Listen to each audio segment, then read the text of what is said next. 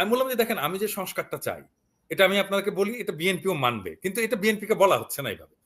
প্রথম জিনিস, ধরেন আমরা 2024 সালের নির্বাচনটাকে আমরা অবৈধ ঘোষণা করব, হ্যাঁ, তাতে কি হবে? তাতে শেখ হাসিনার সরকারটা দখলদার সরকার হিসেবে ঘোষিত হবে, তাই না? তাহলে কি হবে? অবৈধ ঘোষণা করলে শেখ হাসিনার সরকার দখলদার সরকার হলো, তাহলে আমাদের জুলাই বিপ্লবে আমরা যা যা করেছি, হ্যাঁ, সবকিছু বৈধ হয়ে যায়।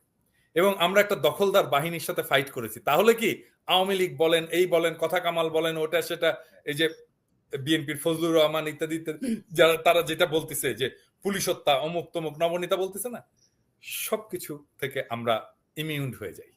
হ্যাঁ, কারণ আমরা দখলদারের সাথে তো ফাইট করব, তাদেরকে মারবো, ওরা আমাদেরকে মারবে।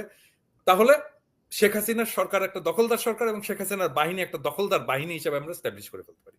বিএনপি এটাতে আপত্তি করবে? কখনোই করবে না, তাই না? 2 নাম্বার, সংস্কার প্রশ্নে সংবিধানের এইটা সেটা অমুক তমুক ধর্মনিরপেক্ষতা ওটা সেটা প্রচুর ছোট ছোট ছোট ছোট ছোট জিনিস।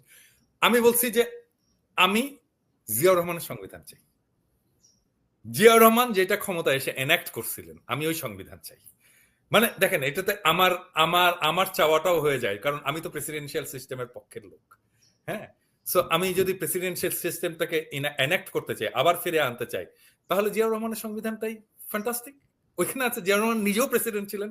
এটা কি বিএনপি না মানবে? এটা হবে? হবে না। বিএনপি এটাও মানবে। তাহলে দেখেন, আমরা দুইটা খুবই বড় সংস্কার করে ফেলতে পারবো এবং এটা মানায় ফেলতে পারবো। আমার এত মিটিং এরও দরকার নাই। একটা 5 মিনিটের কথা, এটা সবাই মেনে ফেলবে।